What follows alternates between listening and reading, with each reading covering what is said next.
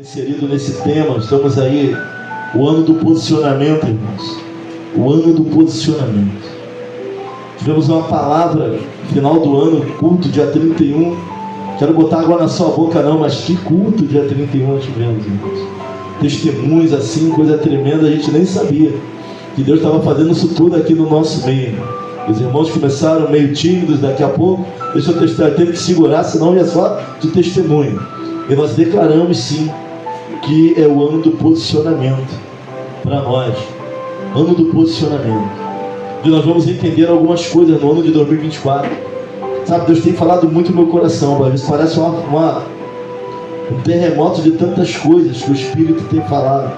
Alguns vão precisar entender no ano de 2024 que a guerra não tem a ver com você, mas com o propósito que Deus tem na tua vida. A questão é o que Deus tem para a tua vida. Isso traz guerra no mundo espiritual, para que não aconteça, sabe? Algumas coisas não tem a ver com a gente. Que esse pastor é só comigo que assim as coisas não acontecem para mim. Não, tem a ver com o propósito que Deus tem na tua vida. Essa é a questão, é o propósito. O propósito de Deus para nós não é pouca coisa. O inimigo sabe disso. E é justamente por isso que nós precisamos nos fortalecer, congregar, crescer como igreja, amadurecermos no ministério e naquilo que Deus tem para nós. Atos capítulo 20, versículo 7 ao versículo 12, vai dizer assim: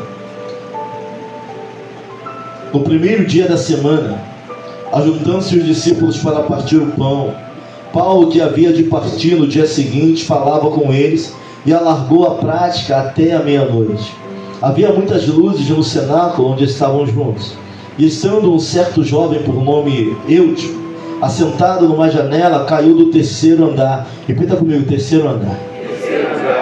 Tomado de um sono profundo que lhe sobreveio durante a extensão do discurso de Paulo, e foi levantado morto. Morreu. Paulo, porém, descendo, inclinou-se sobre ele e, abraçando-o, disse: não vos perturbeis, que a sua alma nele está. E subindo e partindo o pão e comendo ainda, lhe falou largamente até a alvorada, e assim partiu. Curve sua face. Pai querido, eterno Deus, nós te louvamos e engrandecemos o teu nome. Nós te glorificamos nesta noite. Existe alegria em nossos corações em podermos estar na tua presença. Quantos gostariam de estar dando glória a Deus e não podem? Quantos gostariam de andar, Senhor, por mais distante que seja, de poder andar e não podem andar, estão no leito de hospital. Mas nós estamos aqui, Senhor, para engrandecer e exaltar o teu nome, e até mesmo para orar por aqueles que aí não podem, como igreja. Assim nós estamos fazendo.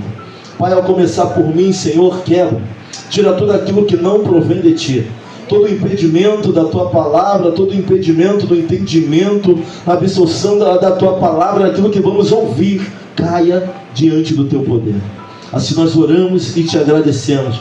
E todo aquele que crê, diga amém. Pode sentar, senta, mas glorifica, exalta o nome do Senhor, para a honra e para a glória do nome dele.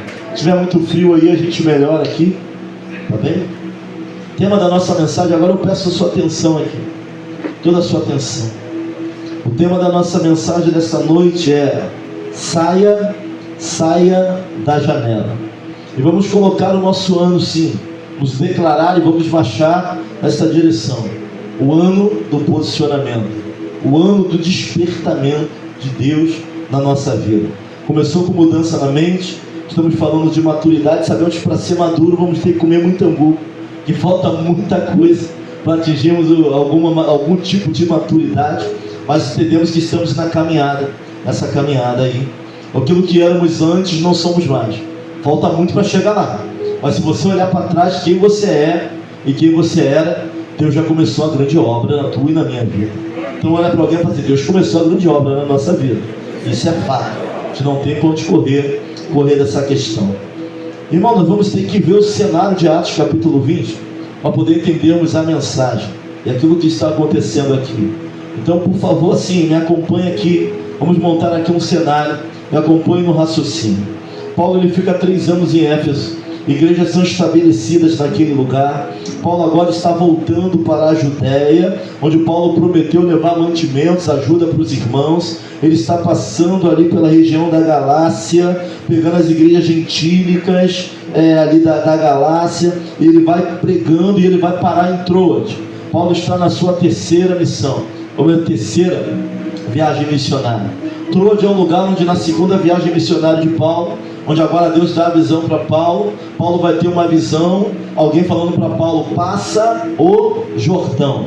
Paulo tinha pouco tempo naquele lugar, tá bom? Paulo precisava entregar tudo que era necessário, porque Paulo no outro dia já iria embarcar, já estaria viajando para outro lugar. Então Paulo ele vai pegar, ele vai se estender um pouco aí na mensagem. Ele vai largar a prática até a meia-noite, tá? Paulo partiria pela manhã, então ele teria que fazer isso. Mas uma coisa me chama muita atenção aqui, e isso é importante para nós.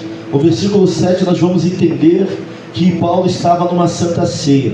Pastor, por que o senhor está falando isso? No primeiro dia da semana, juntando-se os discípulos para partir o pão. Paulo estava no meio de uma cerimônia de santa ceia. Ele vai largar a prática do discurso, ele vai largar a prática da pregação. Versículo 8 vai dizer assim: haviam muitas luzes no cenáculo. O que é um cenáculo? O cenáculo é um grande galpão e geralmente haviam muitas luzes quando era o cenáculo. Isso chama muito a minha atenção. E se formos ver, nós estamos no cenáculo, não pelas luzes que estão aqui, mas se o cristão é a luz do mundo, e aqui tem um crente aqui, então estamos num salão com muitas luzes aqui sentado. Amém ou não amém, meus irmãos? Então estamos num grande cenáculo também. Isso aqui é só para trazer a nossa memória aqui o que está acontecendo. Versículo 9 vai dizer o quê? Que o Eutico se assentou no terceiro andar em uma janela. E eu, antigamente, quando eu lia sobre Eutico, eu imaginava que ele tinha caído do lado de dentro. Não, o cenáculo ficava no terceiro andar. Por que o senhor está falando isso? Porque Paulo vai ter que descer. Quando o Eutico cai, Paulo desce. Se fosse Eutico que tivesse caído para dentro, fosse uma janela no terceiro andar de um galpão, Paulo não teria que descer para chegar nele. Como a Bíblia vai relatar que Eutico vai para a janela. Ou seja, eles estavam celebrando no cenáculo, e o cenáculo ficava no terceiro andar, e Eutico vai se assentar na janela para ouvir o culto. Paulo ele vai largar a prática. Paulo ele tem muito a dar, muito a passar, porque no outro dia Paulo estaria embarcando, estaria indo para os judeus que tinham sido expulsos de Roma, estavam em grande miséria, ele estava levando mantimento e ajuda para os judeus que tinham voltado. Ou seja, eu começo a entender que esse terceiro andar era um galpão, um cenáculo no terceiro andar, e ele vai se assentar na janela desse cenáculo. E o versículo 9 vai falar muito sobre isso. Eutico se assentou no terceiro andar em uma janela, e o sono profundo sobreveio durante o quê? O extenso discurso de Paulo, e ele caiu, e Paulo teve que descer. Há uma interrupção no que Paulo está falando. Paulo estava numa santa ceia, estava no ponto para partir o pão. Ele alonga no discurso. Eutico senta numa janela. Nós já entendemos que o cenáculo era no terceiro andar, que ele não cai para dentro. O cenáculo, Paulo tem que descer. A Bíblia vai dizer, então ele cai para o lado de fora. Alguém viu ele cair, porque a janela é um lugar complicado de se estar. Paulo vai lá, ele interrompe o que ele está dizendo, o que ele está fazendo, e ele desce. E ele vai até Eutico. E Eutico é levantado morto. E aí a gente começa a pensar qual seria o motivo do sono de Eutico.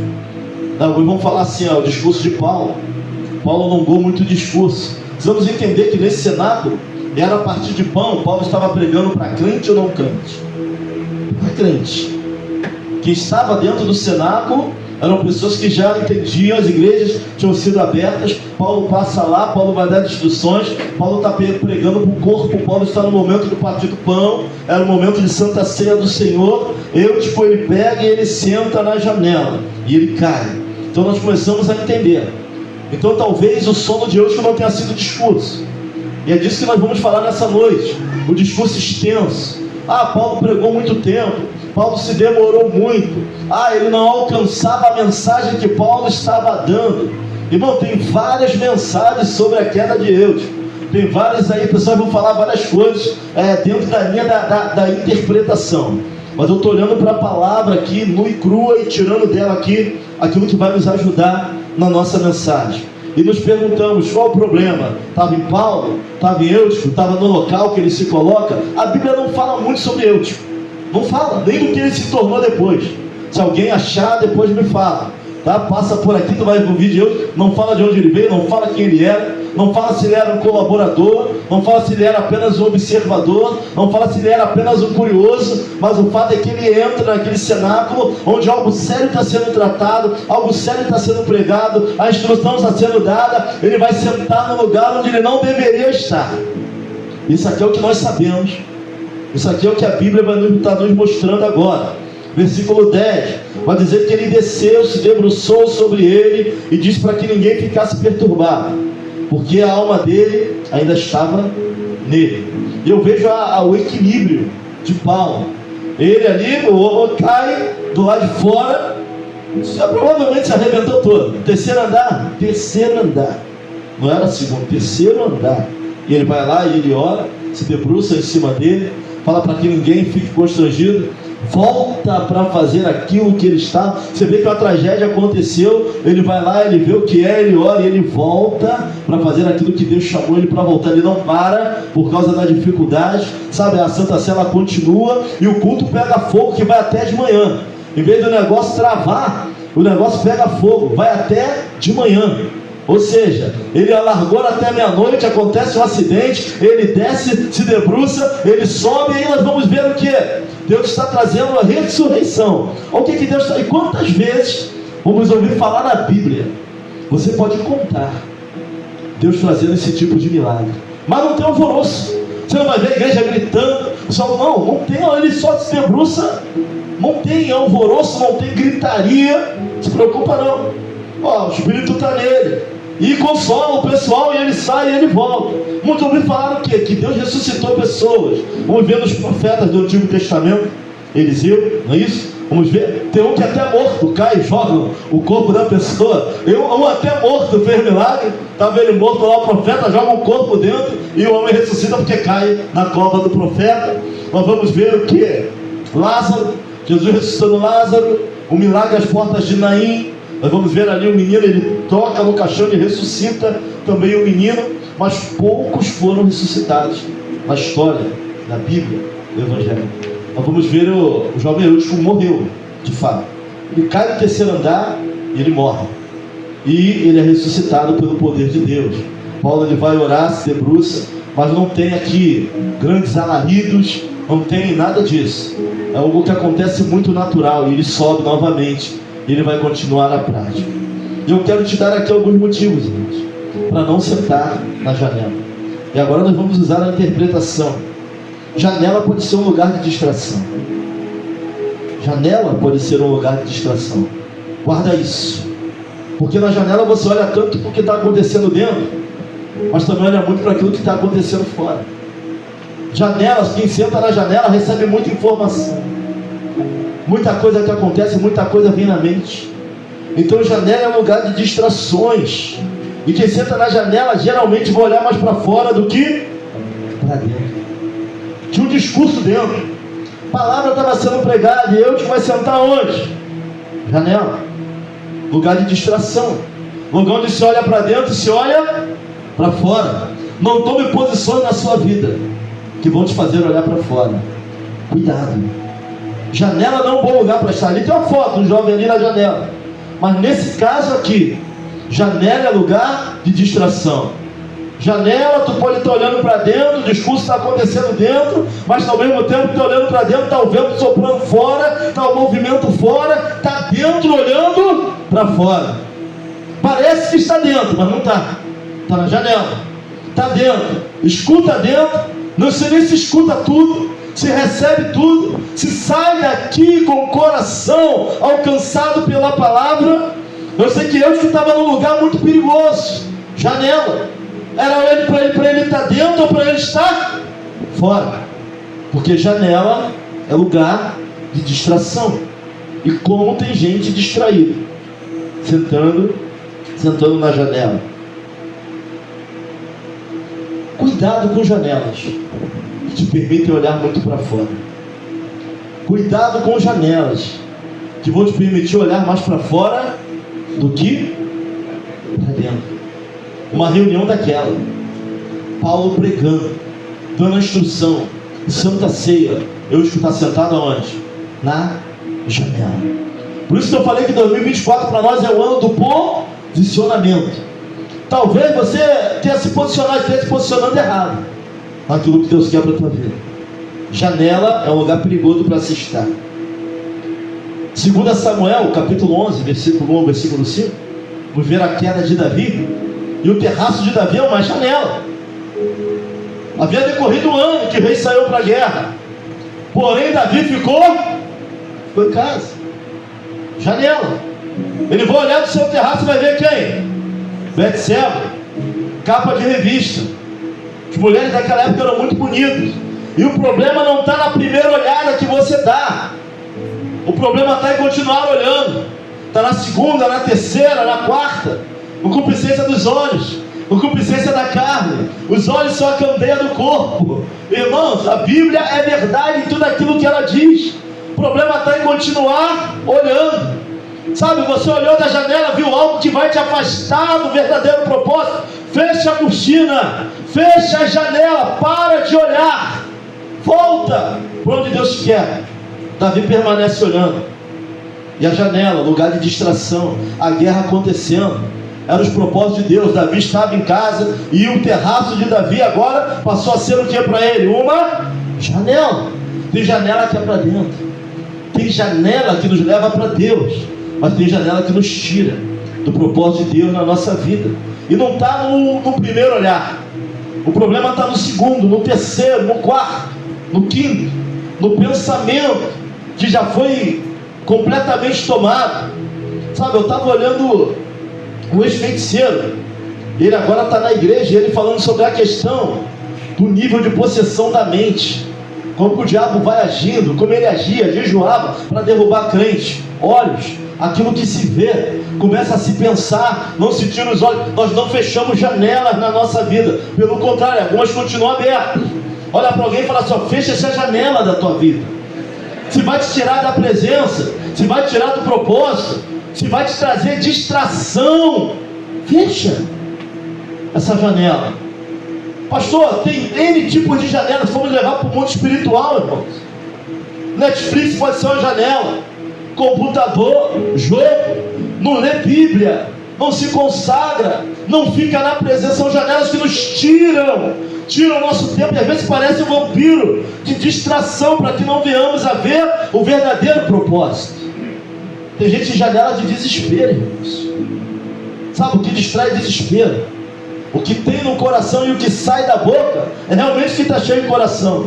Não sai nada de bom, está preso.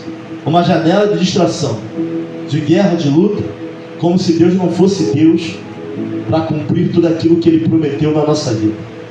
Cuidado com esse tipo de janela. Segundo motivo pelo qual não devemos nos assentar na janela, principalmente quando Deus tem propósito para nós. A janela causa comodismo. O vento bate. O comodismo causa sonolência.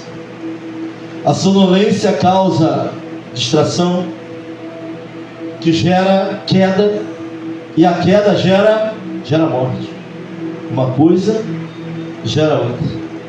Está posicionado errado, gera comodismo. Eutico caiu tomado de um grande sono. Sonolência gerou queda, e a queda gerou morte. Comodismo, janela do comodismo, sem posicionamento, sem entender aquilo que Deus quer. É necessário doutrinar a mente. Você sabia que toda a mente precisa ser doutrinada a Cristo? Sabe, todo ministério precisa ser doutrinado a Cristo. Todo talento precisa ser doutrinado a Cristo. Tem que chegar na igreja, o teu culto tem que começar em casa. Não tem que estar preocupado com o que o louvor vai fazer. O louvor não pode ter a obrigatoriedade de acender a chama que há em você. Sabe, tem janelas que causam comodismo. Já tem que sair de casa orando: Senhor, fala comigo, Pai. Independente daquilo que o Senhor vai falar, seja exortação. Às vezes parece que Deus está falando direto comigo, e é direto contigo. Não briga com essa palavra que ela é maior do que você. Brigar com essa palavra é bater de frente no caminhão blindado e sair todo quebrado. Ela vai te vencer, acredite. Não tem como guerrear com isso. Mas sentar, tem posicionamentos que vão causando sonolência. E a mente precisa estar doutrinada, para que não venhamos andar arrastando os pés o tempo todo. 2024 seja um ano de posicionamento para nós. Cuidado de onde você está vendo o Evangelho. Cuidado da ótica que você está enxergando as coisas. Deus não nos chamou para ser observadores. Culto você não observa, você dá culto a Deus. Você presta. Não tem observadores aqui. E é justamente por isso que a igreja Cristo em Casa não pode coexistir. Porque em casa você observa, aqui você oferece culto. Não tem como dar culto diante de uma televisão. Ali é a observação de um culto. Aqui tu está no meio do braseiro. Quanto mais distante, pior. E é por isso que nós temos que adorar a Deus, estarmos juntos, adorando, congregando, exaltando o nome dEle. Aqui junta a tua fé com a minha, com a fé do meu irmão. Aqui Deus nos dá força, tem palavra para ouvir. Mas o posicionamento, a forma como eu vejo o Evangelho, janela, pode trazer sonolência na nossa vida. Tem N exemplos na Bíblia de quem dormiu e perdeu a bênção.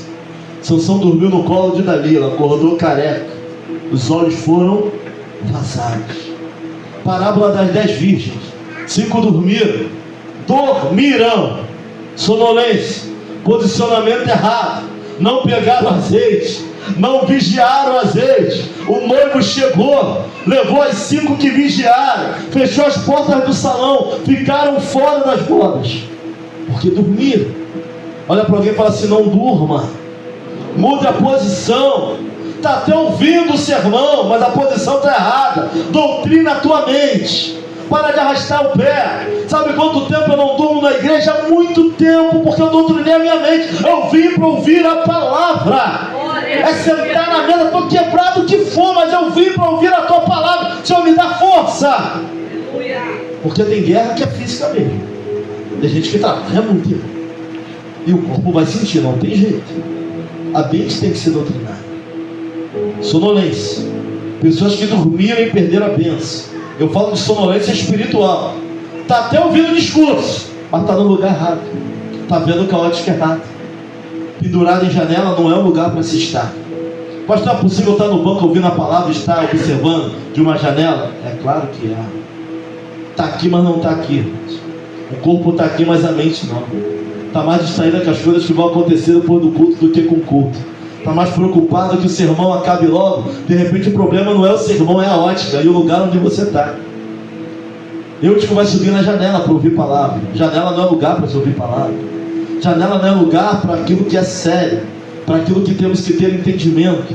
O sono vai bater e ele vai cair do 3º andar.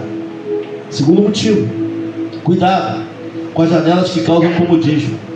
Lugares, pessoas, estilos, pessoas que você anda, a rave que você está, aquilo que você está abraçando. Cuidado com esse tipo de janela. Janelas que te levam para fora. Ninguém cai para dentro. Pode perceber que a queda das janelas é sempre para onde? E pode não ter um Paulo, pode não ter um ministério, pode não ter um líder. Ninguém cai para dentro. Eutico caiu para fora. E alguém viu que ele caiu. Que tem gente que está na janela, lugar de observação, não está no meio, está só observando, como alguém que está, mas não está. E quando cai alguém, a pessoa nem vê que caiu. Não tem ninguém para olhar e nem para cuidar. Que bom que aqui tinha um Paulo.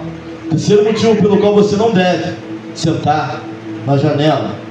Janela causa insatisfação. De tanto você olhar para fora, você vai se desinteressar daquilo que tem dentro. Ninguém está na janela e olha mais para dentro do que para fora. Tem gente olhando tão para fora que perdeu o interesse pelas coisas de Deus, pelas coisas do reino, pelas coisas que são santas. É muito mais fácil vibrar com o jogo de futebol do que levantar a bandeira de Jeová Rafa e dizer que ele vive e ele reina. É muito mais fácil encher o estádio de crentes que vão vibrar pelo Flamengo, Botafogo. Vamos levantar nossa bandeira que é Jesus. Vamos vibrar com a nossa bandeira que é Jeová Rafa, Jeová Nissi, Jeová Shalom. Vamos levantar essa bandeira, vamos vibrar com essa bandeira. Sabe, sentar na janela causa desinteresse, porque vamos olhar tanto para fora que o interessante vai ser só o que vem de fora. Estava conversando essa manhã com o irmão sobre a guerra de um determinado pastor. Sabe, onde as pessoas estão muito mais interessadas em estar fora do que estar dentro. Porque estão olhando muito para fora. E a gente tem que valorizar aquilo que Deus nos deu dentro. Aquilo que tem acontecido dentro. Então não adianta só olhar para fora. Se olhar muito para fora, você vai perder todo o interesse por aquilo que tem dentro. As igrejas estão olhando muito para fora, para não perder os seus membros. E está perdendo aquilo que tem dentro. Estamos perdendo a essência do que é o Evangelho, da presença do Espírito Santo. Estamos perdendo tudo isso, abrindo as portas para aquilo que estão vindo de fora. Abrimos a porta demais. Enquanto olharmos para aquilo que o mundo está dando, não vamos provar o melhor que Deus quer nos dar dentro. Quando nossos olhos estiverem só para fora, pessoas divididas, metade, olhando para fora, olhando para dentro. Não adianta estar dividido não. Quem anda com o pé na linha ou fora, o trem pega e arrebenta do mesmo jeito. Ou está dentro, ou está fora. Olha para alguém e fala assim: da janela não serve. Não serve. Não tem como. Insatisfação vai causar desinteresse nas coisas do Senhor. Achamos que conseguimos parar. Nós achamos que temos o controle sobre algumas coisas. Vou praticar isso aqui só um pouco. Tá, mas a gente controla. A gente para, não ora para começar. Não vê se é de Deus ou não. Não, mas no momento certo, não para. Nós não temos condições de fazer isso. Pelo contrário, quando vê já foi. Já deu tudo errado. É choro e ranger de dentes. Pastor, vou começar uma coisa, eu entendo, o problema é meu. Mas se eu quiser eu paro. Eu tenho dificuldade de parar. Nós não conseguimos parar. Ninguém tem domínio sobre isso, irmãos. É melhor nem se assentar nessa janela. É melhor nem começar algo no qual você não tem domínio sobre aquilo. Porque não dá para parar. Tem vários tipos de janelas. E algumas estão nos levando bem para longe do culto. Bem para longe da presença. Nos causando distração. Nos causando sonolência. Nos causando insatisfação na aula. Quando eu olho para Mical, 2 Samuel 6, versículo 16, eu vejo Davi louvando a Deus. A arca fica na casa de Obed-edom 3 meses, edomita. Alguém que estava na beira da estrada. Davi, ele vai colocar a unção de Deus em cima de carro de boi e carroça. E não é assim que se leva a unção de Deus. Ele vai aprender, ele vai ter uma dura lição tentando fazer o certo, mas caótica, errada. Ele vai fazer tudo errado. Vai tentar trazer a arca da maneira dele. Não dá para trazer unção para a igreja da minha maneira, da tua maneira, da maneira que Deus quer. É da forma que Deus quer. Se quiser derramar, ele derrama. Não tem para onde correr disso. Vai acontecer morte. O que era baile vai se tornar enterro. Uzá vai meter a mão, Deus vai defender a sua santidade, vai fulminar Uzá para mostrar para Davi que não é de qualquer maneira. Não adianta ter boa intenção, porque o inferno está cheio de boa intenção, é da maneira que Deus quer. Uzá vai ser fulminado ali. Davi vai deixar a arca, Davi vai temer a Deus. Deus vai dar graça na casa de Obed-edom. Alguém que está na beira do caminho, Deus vai usar. Alguém que não fazia parte daquela festa, alguém que não estava inserido naquele contexto. Edomita veio o quê? Dos descendentes de Esaú. Fora, primo distante. Deus vai abençoar a casa 3 meses. Não sei como ele vai lidar com a presença de Deus dentro da casa dele. Eu não sei como você está lidando com a presença de Deus dentro da tua casa, mas ela precisa repousar na minha e na tua casa, para que haja paz sobre a nossa família. Uzá vai dar o jeito dele, irmãos. Sabe o que é quando tem que guardar a arca dentro da tua casa? Sacerdote é fulminado. Uzá não, Obed-edom. Uzá é fulminado, era sacerdote. Obed-edom não era nada, mas era alguém que o coração se voltou para aquilo. Deus usa quem Ele quer, da forma que Ele quer e da maneira que Ele quer. Davi, ele vai conseguir. Houve graça, misericórdia. Vai trazer a arca. Está trazendo, está dançando, está com uma roupa de linho, está adorando o nome do Senhor. Mical. Vou olhar da onde? De onde que ela está observando? Quem fica em janela é só observador, não faz parte. E ser só observador não serve. E olhando da janela, ela vai o quê? Criticar Davi, o seu coração. Aí vai falar assim: mas pastor, Mical não estava no meio, então Mical não entendeu. O problema é o que estava dentro de Mical. O que dava ótica à visão de Mical, que estava dentro dela. Como assim, pastor? Mical é moeda de troca. Davi vai enfrentar Golias pela outra irmã, que Saul não vai dar para Davi. Depois Saul vai descobrir que Mical gosta de Davi. Vai começar a dar um montão de atividades para que Davi morra, porque ele está com inveja de Davi, usando Mical. Mas Deus era com Davi, até que ele dá Mical a Davi em casamento. Mas quando ele tenta matar Davi, Mical ajuda Davi. Saul vai dar Mical a Palti, vai dar Mical a outro homem, sem vontade dela estar com outro homem, porque ela amava a Davi. Davi então ele vai ficar pelo menos de 13 a 15 anos para poder ser reconhecido rei em todo Israel. E quando ele é reconhecido rei, ele quer a mulher dele de volta, que já era mulher de outro homem há bastante tempo. Então estou falando de alguém que é muito mexido, de alguém que era impossível estar no meio, porque pessoas frustradas não conseguem adorar, não conseguem. Irmãos, olha para alguém e fala assim: vamos vencer a frustração, meu irmão. Deus te chamou para adoração. Mical é alguém frustrada, que só dava para olhar pela janela. O problema dela não era só a ótica de onde ela vê, é o que estava dentro dela.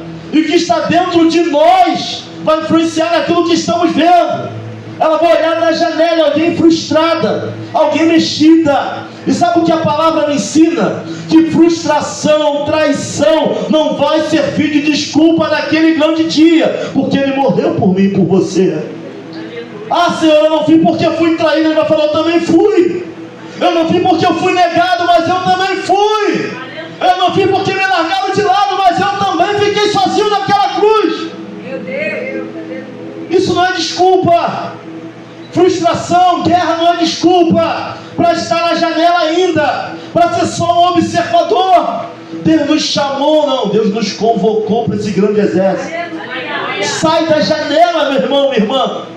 Vem para o meio do braseiro. Deus está trabalhando no arraial, mas tem gente olhando na janela, porque já se machucou tanto que agora não quero mais me envolver em nada. Mas não vai servir de desculpa. Não tem como. Vai chegar um momento que você vai querer fazer, o tempo vai ter passado. Sabe qual é a minha oração? Senhor, que não passe de nós o teu espírito. Tem dificuldades que são reais na nossa vida. Os filhos pequenos, a família. Mas isso é temporário, o filho cresce. O filho não fica pequeno para sempre. E até nisso a gente tem que começar a pensar, eles vão crescer. E aí nós vamos retomar a obra. Nosso Deus não é um Deus ignorante, Ele sabe que nós somos e a nossa necessidade. Mas o fato é que Mical era uma telespectadora, alguém que olha da janela, e tem muita coisa dentro de Mical, na visão que ela está tendo de Davi. Uma mulher machucada, provavelmente amou a Palti. Aí Davi vem e toma a mulher de volta, e a culpa disso tudo maior é de quem? Saul, que usou a sua filha como moeda de todo o tempo, como moeda de troca. E é por isso que nós fomos comprados por algo que não tem preço, irmãos. Certa vez falaram para mim: Claudine, todo mundo tem um preço. Eu falei: não, você não entende o preço ao qual eu fui comprado na cruz. Você está falando isso para mim? Não, todo ser humano tem um preço. É só fazer a oferta certa que até você vai sucumbir. Eu falei: meu irmão, tu não está entendendo. O homem pode até sucumbir, mas nós fomos comprados por algo, preço de sangue. Esse sangue não tem valor. Judas vai entender que as moedas que ele ganhou não poderiam pagar esse sangue. Vai tentar o suicídio, vai tentar o enforcamento. Ele vai entender que aquilo que ele ganha não se compara àquilo que Jesus ia fazer. Janela é algo complicado e perigoso. Sabe, 2024, sai da janela, muda o posicionamento, vem para onde Deus está te mandando ir. Não tenha medo daquilo que vão falar, é algo que Deus tem na tua vida. Se as coisas apertarem, entenda, não tem a ver com você, tem a ver com o propósito. E o propósito é do Senhor, e se é do Senhor, Ele te garante. É só dar o passo, é só confiar. Quem vai fazer é Ele. Quem faz a diferença é Ele na nossa vida. Deixa eu concluir aqui, para nós entrarmos aqui na celebração da ceia. Janelas proporcionam grandes quedas. Grandes quedas. Ninguém que senta na janela cai para dentro, cai para fora. Janela é um lugar de abandono. Quem está na janela está pedindo para ser abandonado. Interessante, tem gente que senta lá, faz questão de sentar lá e de observar, e no final vai falar assim: olha, me largaram de lado, pastor não olha para mim, ministério não olha para mim. E é isso que a gente vai ouvir no final de tudo. O pessoal faz questão de sentar na janela, de ficar abandonada lá, observando, quando a igreja não é lugar para observador. Amém, tem época para observar, mas tem gente que já passou da época de observar.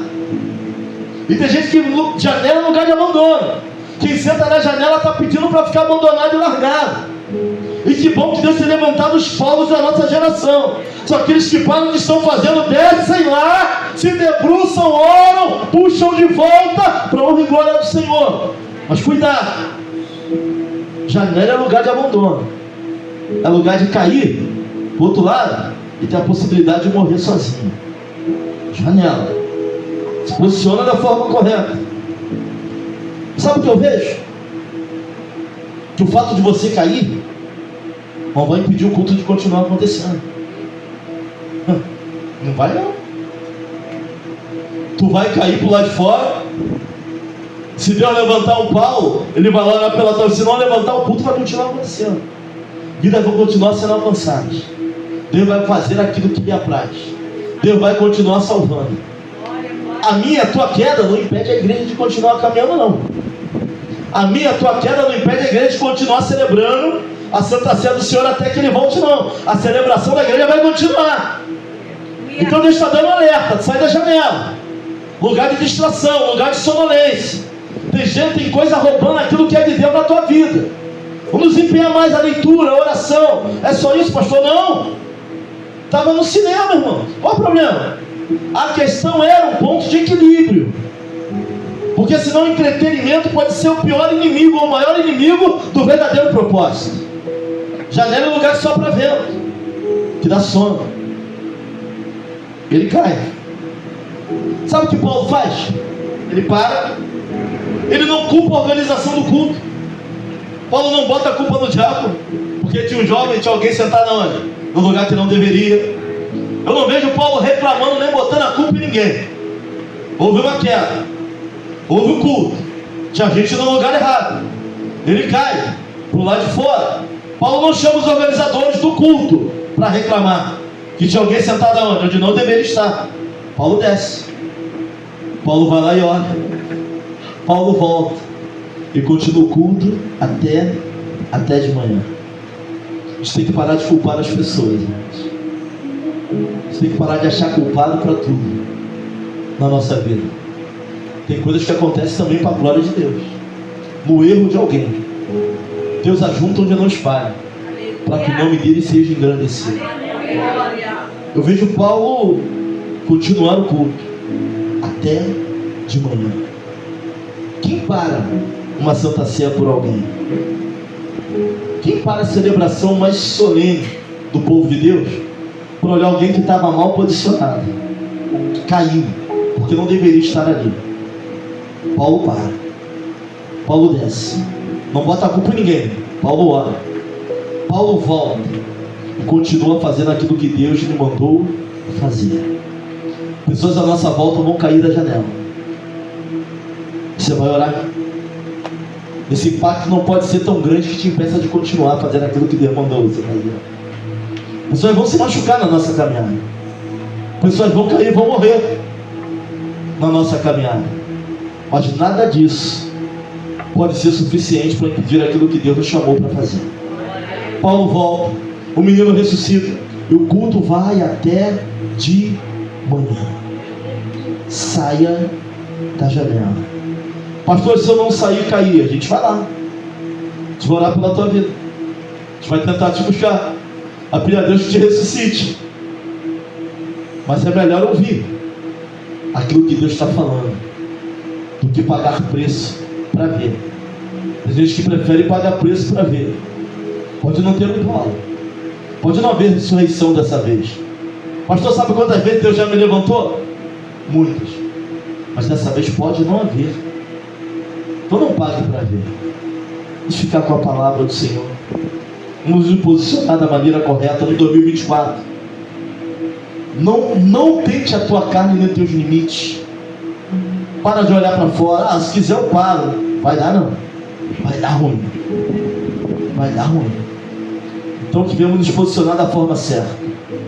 Se tem lugar para sentar, tem banco, por que vai sentar na janela? Se posiciona. Não queira ser o único diferente.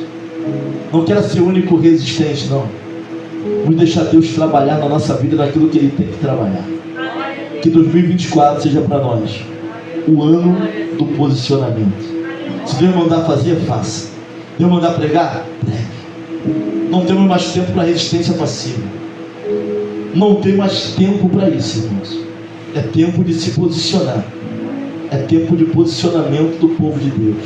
Essa obra não é obra de homens, mas do Senhor sobre nossas vidas. Que Deus nos ajude na nossa caminhada. Sai do campo da observação. Quem observa muito fala. Quem observa muito critica. Quem observa vive insatisfeito. Mas quem observa só, nada faz. E ainda dá trabalho. Então vamos vir para Deus de fato. 2024 seja um despertamento para a nossa vida.